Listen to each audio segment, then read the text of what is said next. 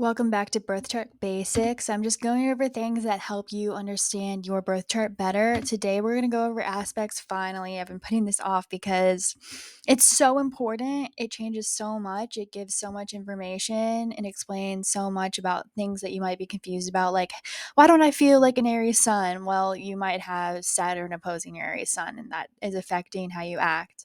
But it's, in my opinion, boring to explain, and I'm a Sagittarius rising who has ADHD, so I have been putting it off. But I got my act together, and here we go. So, aspects are how the planets communicate with each other. There are challenging and there are positive aspects. It's also called disharmonious aspects or harmonious aspects. I'm a huge believer that there's no bad aspects or placements. They're all specifically designed for a purpose and for our greater good, and we just have to learn how to utilize certain things, and some of them are more challenging than others. So that's what we're going to talk about today.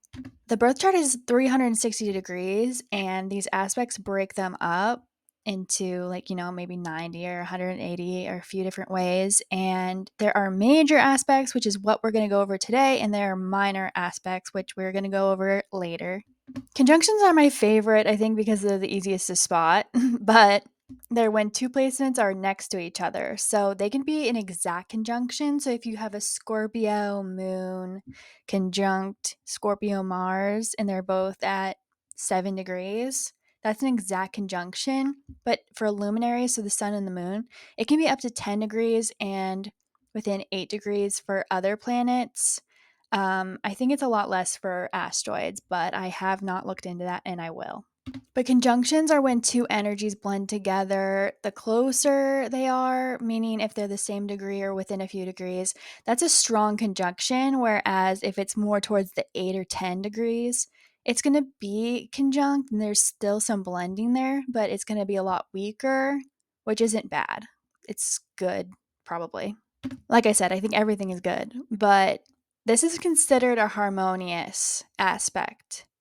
But the thing is that the energies blend together, especially when it's a strong conjunction, and that can be useful, and but that could also be like confusing because you can't tell the energies apart, and it can make it a little bit challenging in that regard. But like I said, this is mostly considered a good aspect. Next, we have oppositions. This is when two placements are opposing each other and approximately 180 degrees apart. It can be within 9 degrees for luminaries and within 7 degrees for other planets. This is when the birth chart is divided in half, and you can definitely tell the energies apart, but it's considered disharmonious. So it's something that you kind of have to challenge yourself and learn how to work through. For example, I have Mars in the 10th house opposing Saturn in the 4th house. I definitely feel that is very challenging because it causes me to not be able to take a lot of action a lot of the times because my Mars is stifled by this restrictive Saturn energy. But the positive of that is that it keeps me out of trouble. So there are pros and cons to it all. A trine is when placements are 120 degrees apart. It divides the birth chart by 3. They're almost always in the same element. So if you have a Scorpio placement and a Cancer placement, they might be trine.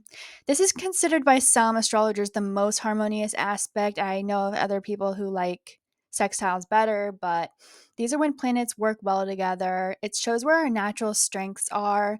So it can be something that's kind of lazy, like an area you're lazy in because you're so good at it, you don't even recognize that you have strength in it because you just think it's that easy for everybody. So that's the awesome thing about astrology is we can look at our charts and recognize that, okay, I have this trine. That means that this is an area of my life I should play to, and I have a natural talent in. It's within 8 degrees for luminaries and 6 degrees for other placements. So for me, I have my sun in the 2nd house trine my Mars in the 10th house. So they're both Earth. It's the Virgo Mars and the Capricorn Sun. And I honestly don't know what that means. It's probably an area that I take for granted. So I should definitely look into that more and kind of see how I can use that to my advantage in life. I forgot to mention that these little symbols in the side are how you identify the aspects in the chart. I'll show you. So this is what it looks like on astro.com. It gives you like this insanely confusing little graph, but you can see the symbols are there. And if you remember, so we haven't gone over sextiles yet, but you can see there's that little blue star thing. That is a sextile in between my moon and sun. But then if you go down a little further, you see that red circle with a line on it. That means that my sun is conjunct my Mercury. So it's pretty confusing, especially the lower down you get, but it's helpful. I wish they made it bigger.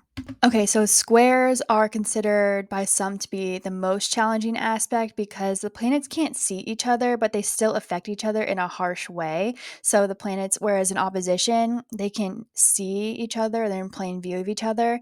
This one kind of they come at each other in a way that kind of blindsides the planet, I guess. So it has a great power when utilized correctly. So when you recognize it and you play it like to your strength, then it's a great motivator.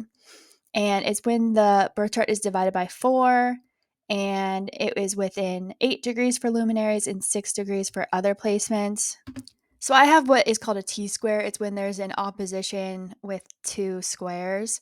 So you can see my Jupiter and Pluto, they're conjunct and they square my Mars and my Saturn. So that I don't know what that means, but that sounds challenging and I'm sure it is. And then finally, we're going over sextiles. My friend Mary, who's an astrologer, she loves sextiles and synastry. So keep that in mind if you're ever wanting to be in a relationship with someone and you're looking at your synastry chart. It's when placements are approximately 60 degrees apart. It's when the birth chart is divided by 6. It's considered harmonious and it brings mutual stimulation to both planets. It has to be within 4 degrees for luminaries and 3 degrees for other planets. So for me, I have a 12th house stellium and a second house stellium. So you can see that my 12th house is sextile. The placements in there are sextile my Capricorn placements. So they work together, which is good. But all right, that is all. I wanted to show you a little trick with this. My friend Mary taught me. You see Chiron, it's the key. It's right after the North Node, which is right after Pluto. It's in the middle. You look to see the harmonious aspects it's making to help you heal that Chiron wound, because that's what Chiron is. It's a deep wound that you have to overcome so you can help other people overcome that wound as well. It's my favorite that it's trying my Lilith. So basically, that tells me I need to embrace my rebellious side to heal my Chiron. And it's doing a few other things, like it's trying my Uranus, square a few things too, my Mars, and opposing my Jupiter. But yeah, I love that it's trying my Lilith. It's so funny to me. But all right, that's all for aspects. And thank you for watching. And I'll see you next time.